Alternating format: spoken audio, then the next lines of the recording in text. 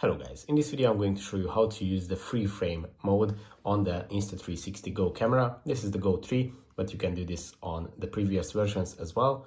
You just have to turn on your camera and go to the home page, and you either swipe from the middle of the screen to change camera modes, or you can use this Q button on the side, which also does the same thing, changes the camera modes. And in this menu you just have to select the free frame video, and you can read a short description of this mode in the menu. And if you select it, you can also obviously set the lens mode. You can go from action, which is the widest, all the way to narrow, which has the most narrow frame. And then you can set the resolution. You can select between 1440p or 1080p, and you can also select the frame rate of your video.